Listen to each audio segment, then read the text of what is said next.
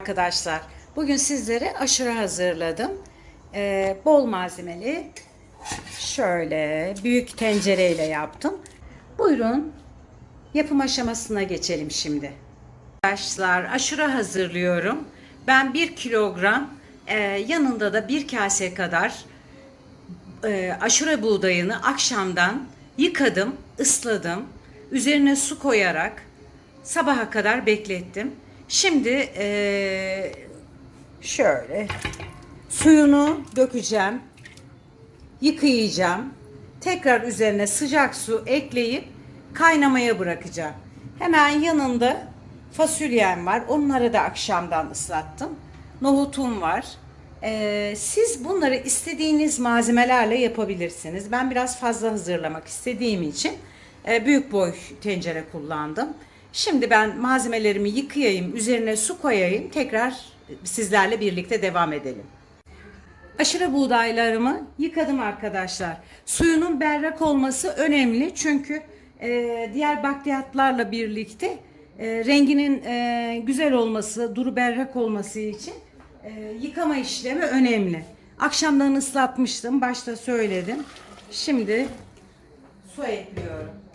Suya eklerken malzemelerinize göre ekleyebilirsiniz. Evet, şimdi ben kaynamaya koyuyorum. Şimdi şöyle hafif aralık koydum. Fasulyemi yıkadım arkadaşlar. Fasulye ve nohutu pişirirken ben üzerine biraz karbonat serpiyorum. Ama karbonatı kullanacağınız zaman düdüklüde pişiremezsiniz. Köpürme yapıyor çünkü. Daha çabuk pişirmesini sağlıyor.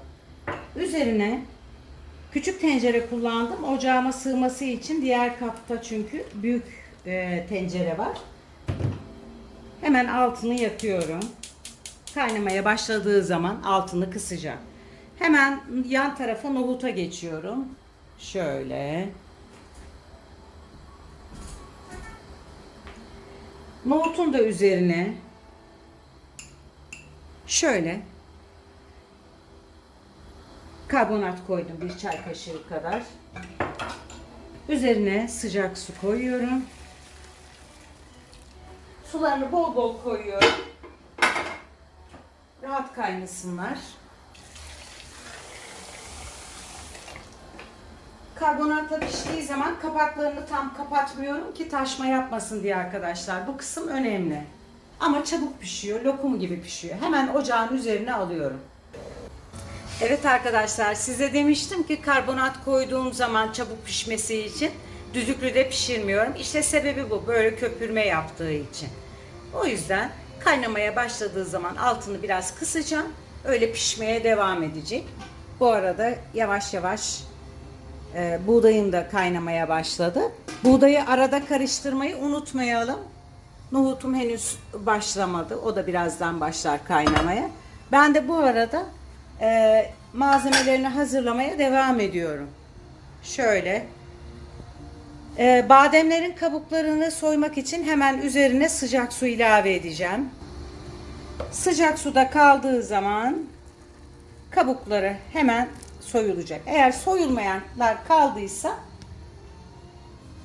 tekrar sıcak su ilave edebilirsiniz. Ben fındığı içine az ekleyeceğim.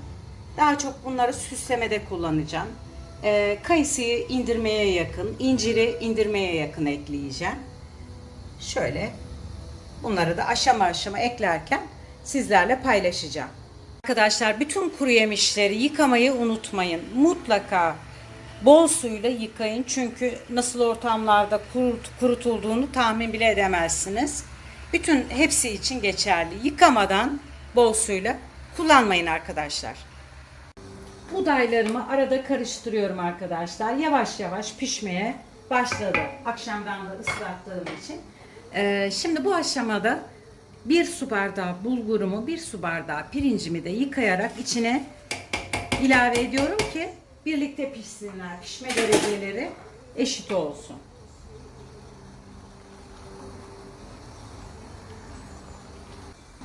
Nohutum da pişmeye devam ediyor. Ben üstündeki köpükleri böyle alıyorum. Sonradan da tekrar oluşmuyor.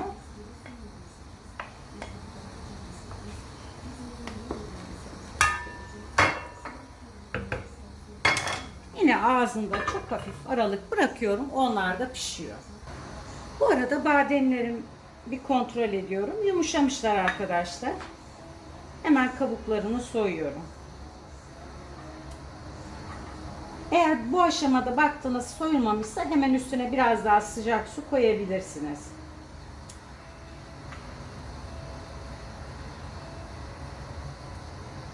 Ben bademlerimi temizleyeyim. Evet arkadaşlar, buğdayım pişti. Pirincini ve bulgurunu da ilave ettim. Birlikte lokum kıvamında piştiler. Hatta size göstereyim şimdi. Arada suyu bitti. Kettle'da su ısıtıp tekrar ekledim. Şimdi tekrar su istiyor ama bütün malzemelerini ekleyip su ısıtıyorum. Kaynayan suyla tekrar takviye yapacağım. Büyük boy tencerenin faydası da bu arkadaşlar. İstediğim kadar suyu ekleyip rahat edebiliyorum. Şimdi bunu karıştırdıktan sonra haşlanmış fasulyelerimi içine ekliyorum.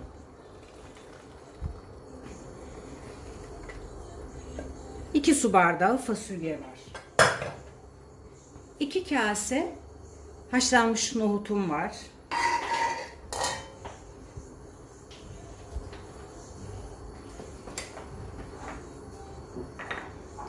Şöyle derin dondurucuda portakal vardı. Onları doğradım. Bir tane portakal kabuklarıyla birlikte diyelim.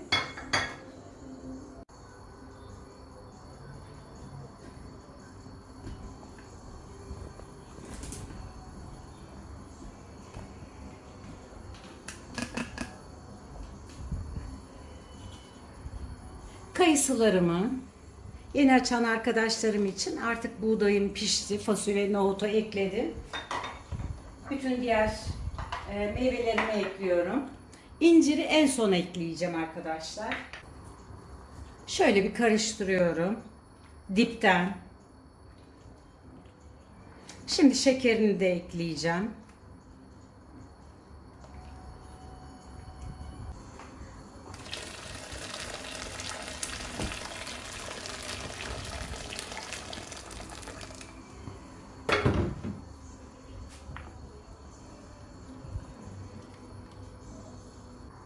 Eğer yapıp derin dondurucuya kaldıracaksanız süt eklemeyin arkadaşlar. Süt çabuk bozulan bir şey.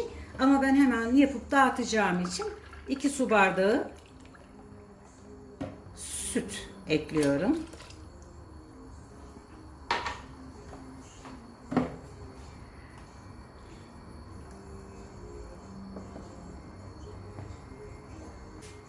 Şekerini de ekleyelim.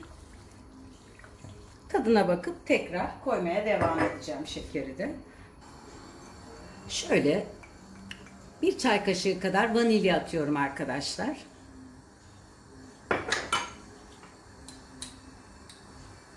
Şöyle yarım çay kaşığı kadar tuz atıyorum.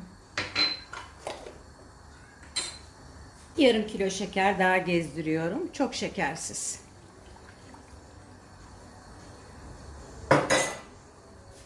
Şöyle biraz daha şeker gezdiriyorum arkadaşlar. Tadını kontrol ederek koyuyorum bu arada.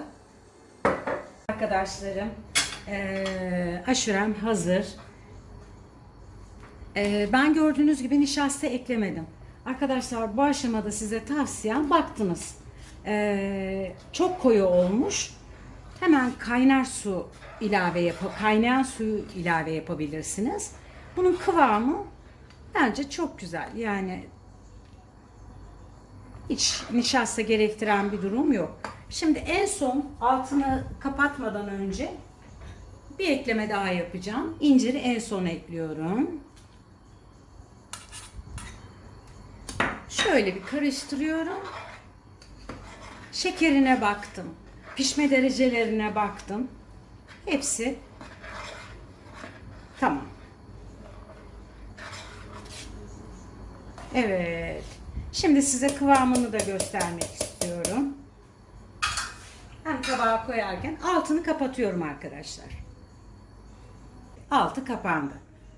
Şimdi ben sizlere şöyle tabağıma koyarken hem de göstermek istiyorum. Suyuyla birlikte karışık olarak koyuyorum. Altlardan da koyuyorum. Eğer biraz daha koyu olsaydı o zaman da sıcak su ekleyecektim. Ama böyle çok güzel oldu. Evet arkadaşlar. Sunum aşamasında görüşmek üzere.